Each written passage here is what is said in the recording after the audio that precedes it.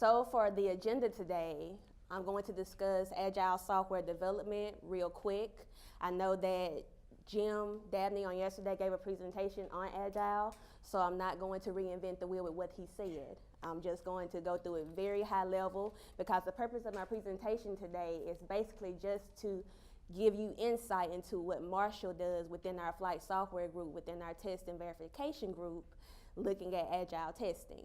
We will also look at the waterfall method versus the Agile method, software test and verification, twists, sprint cycles, benefits and lessons learned, and the value of Agile testing. So before going forward, I just want everyone to keep in mind that Agile is not a process, it's a philosophy or a set of values. So just keep that in mind going forward whenever I talk about Agile. I am not trying to sell Agile to you. I'm not trying to get you to maybe change this over to whatever type of process or method that you're actually using to actually do your projects. Not saying that Marshall is doing it the best way. I just want to put out there up front that this is the process that we're using and it works for us. So beginning with the Agile software development, it's a group of software development methodologies based on iterative and incremental development, where requirements and solutions evolve through collaboration. And as Jim discussed on yesterday with the Agile Manifesto, it reads as follows. We are uncovering better ways of developing software by doing it and helping others do it. Through this work, we have come to value individuals and interactions, working software, customer collaboration, and responding to change. So here in my next slide, this gives a basic overview of typical software processes that we use from prototyping, spiral method, the waterfall method, looking at that versus the Agile incremental style. Here with the waterfall development, this is typically what most companies use. And with this method, thinking about that just overall in a sense, with the waterfall method, most of the time you have to complete a task before moving on to the next task. And with that being said, you typically never go back to the previous task once you move on to the next task because that's the whole basis behind waterfall development. And you don't necessarily realize any type of value, especially when it comes to testing once you get to the end of your actual cycle, because you actually are doing everything step by step versus doing it in an iterative design. Here with our software test and verification twist, this is basically how we do it at Marshall. We took and merged the waterfall-driven nature of the overall SLS project into an agile-driven effort within flight software promoting flexible incremental development framework. So here, as you can see on the outside, we have our CM and our safety and mission assurance. Not saying that there are purists that actually do Agile, straight Agile, everyone does it differently. But from our concept and from what we studied and know about Agile, all of this typically would be within the same framework. As we can see here, and I know that Jim also had this diagram in his presentation as well. All of this will be pulled into this, and you will actually do one incremental development activity where your safety and mission assurance would be a part of this process and CM. But however, with the way that we do it, these two entities on the outside, they still have insight into what's going on. We have briefings. If they have any input, they sit down at different meetings with us and actually are able to discuss what's going on. Outside of our development process, we have our project planning where we develop our software requirement specs with our black box requirements. We have our integration done on the outside and also our informal and formal testing. On the inside of our development activities, we have our requirements decomposition. We have our detailed design, develop test procedures, code and unit tests, and to integrate and test with that. So within our teams at Marshall, most of the time starting out, because we have actually been doing Agile for quite some time. I know we have been doing it at least since 2013. Our teams originally started out with having a requirements, design, tester, a subject matter expert, and a support role, someone like CM, SA, actually on the team. As we will see later on in my presentation from lessons learned, we couldn't actually keep everybody on the team together. As everyone knows, you have conflicts with people. Everyone doesn't want to play well together. So a lot of times we had an issue, especially with testing, is that when we were doing the Agile process, they were saying, well, hey, why are they on the team? They're not doing anything. Take them off. They're just holding space. We could probably put a designer on here or somebody else on the team, and it would actually work better. So we worked through that, and over time we have coerced a system that actually works for us better. So moving forward with our sprint cycles, keeping that in mind that we pulled the testing out of it, most of our sprint cycles, and they used to run simultaneously. We have our planning meetings, our sprint kickoff, our daily tag ups, and iterating on the daily tag ups. They normally are every day. Some people have gotten down to about 2 times to 3 times a week. You tag up for about 15 minutes. They should be no longer than 15 minutes because after that, it's a meeting. We're not trying to have a meeting. We actually want it to be a tag up. And I know that on our team, typically whenever we were running the daily tag ups, we would actually have standing daily tag ups where you actually had to stand up and do your tag. And it would normally be about 10:45, lunch is at 11, kind of force people into going ahead, saying what you need to say and ending it. Then we have our sprint retrospective, our sprint review. Then we actually have a build because at the end of each cycle sprint release, we actually have a release to test. And that means that there's some type of release that was put out, whether it be release A, and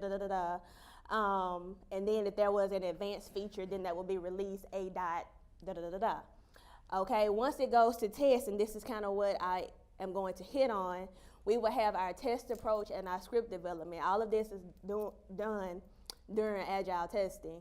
And here we will actually have our testers to sit down, look at the requirements that were used during the sprint, and actually do test approaches. They will sit down. We actually use doors for where we store our requirements, and we will go out there, write up our scripts. Everything is assigned to a certain tester, develop it, and with our script development, we have an actual team within the test team that actually write scripts. We found this to be more efficient versus everyone writing their own script. So once you actually write your test approach, we have in SharePoint this method where everyone can go out there and put their request in for a script. You would actually write down, okay, well, my script is supposed to turn this red light on. So put all the information in, send it out to the person that develops the scripts. They actually develop the scripts for us. Once they develop scripts for us, they can do one or two things. They can let us know that the script was actually developed and we go run it ourselves, or they can actually do a batch run, meaning that they can actually take it to the lab themselves and run all the scripts at the same time on multiple tests. They can run it overnight, it's automated, or they can just run it during the day. It's whatever they deem feasible. Then you will have your test procedure and your dry runs, which is a part of that script development, and all of our information is stored in a central location.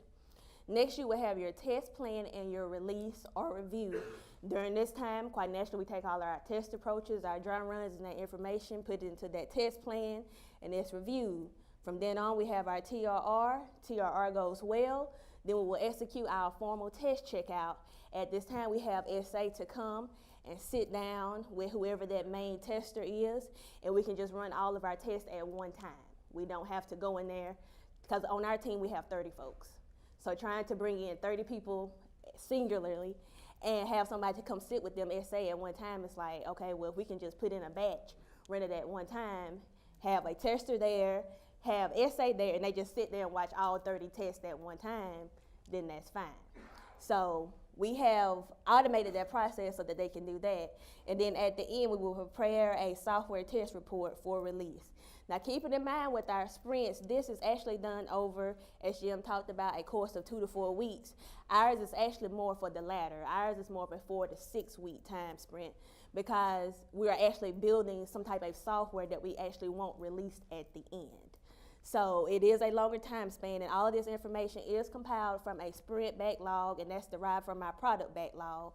And we actually have done criteria, as we call it, that you actually get at the top of the planning meeting so that everyone has an idea of this is what's supposed to be completed at the end, because as you also see in my lessons learned going forward, we had issues with unfinished tasks because people were being tasked up front, and then we started running into different issues. But kind of once we actually had, okay, this is what needs to be completed, we need to have this done over a course of time, it actually got better and people started completing their tasks in a timely manner.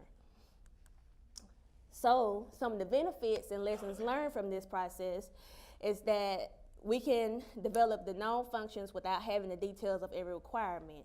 With that being said, since a lot of our items are on the product backlog, we're able to still develop based on common knowledge of details that we have about the software. We can actually still test it, and on the software development side, they can develop what they need.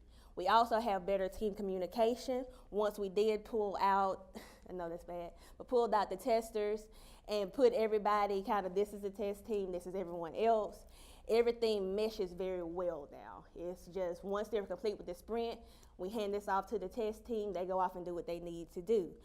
We have accelerated delivery of product functionality, because at the end of each release, now you can put more functionality in whatever you're actually trying to add to a product versus kind of waiting, you know, oh, well, I should have done this at the top. We can add it at any time, just let us know. And if we complete our task in a timely manner, if we have extra time, we can go back and add extra stuff. You have cross-discipline communication. You have your ownership and accountability of your products, and you maximize your stakeholder involvement. And you have change and complexity management, which definitely comes from our CM people. We are a very process-driven group. Our process people will get on us if we don't do something that we're supposed to be doing. Our lessons learned, going back to the top, talking about the learning curve. Initially doing Agile years ago, that definitely was a learning curve, because everyone was kind of like, oh, we're used to the waterfall development. This is how we do things. And that was a big issue with everyone kind of coming in, because it's like we would teach a group of people and then we may have new contractors come on. Now we have to stop, teach them again. So we kind of got an agile process to where we were teaching groups of people every so many months. Whenever someone new comes in, they actually had to have some type of training. Also with the tool usage, we were actually looking for an agile tool to use to document stories, your product backlog. We actually had Atlassian as one of them, Greenhopper, but we ended up using Serena Agile for a moment, because we had SBM, Serena Business Manager, which is where we do all of our track changing, any type of CRs that we have, all of the information is documented in SBM. So it just made sense to get Serena Agile since we already had SBM.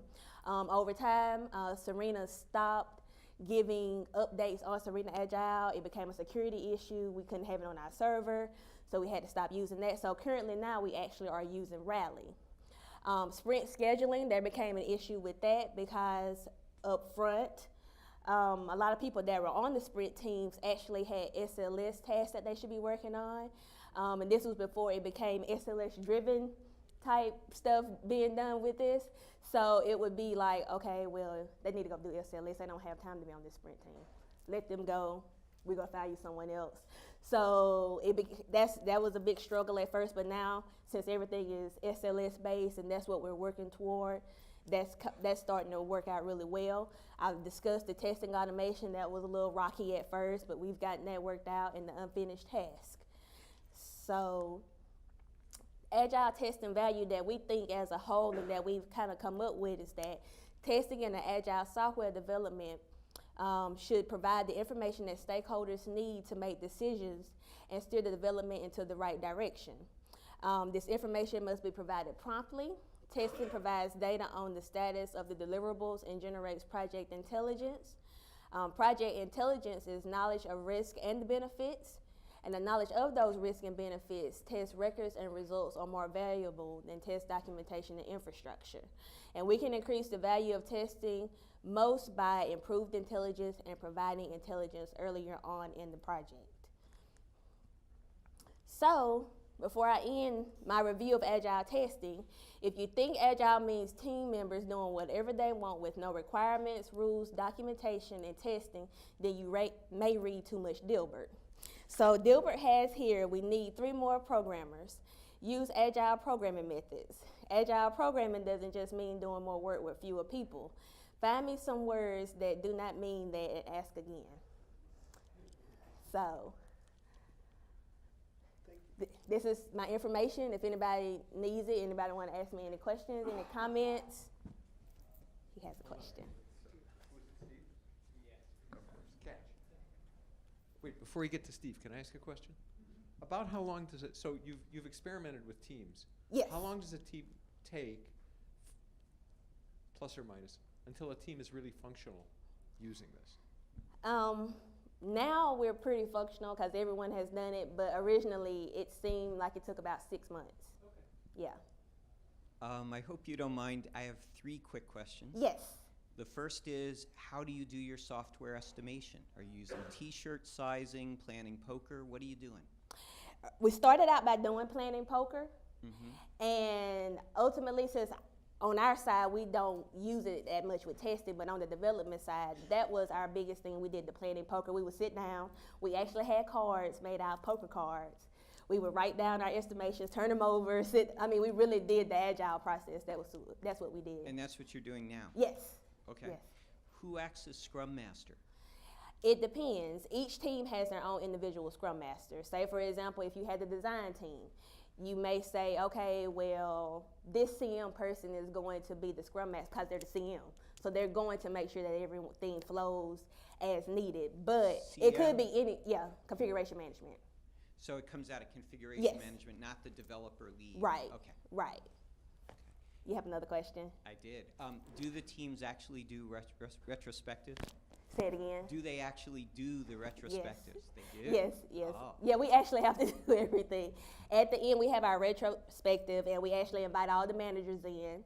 And actually, that's where a lot of our lessons learned metrics have come from over the years, from doing our retrospectives. And we have one for each year from 2013. We have everything that we've learned across all the sprints that we've done since then. That's pretty good. Any other questions? No? No. Okay, thank you.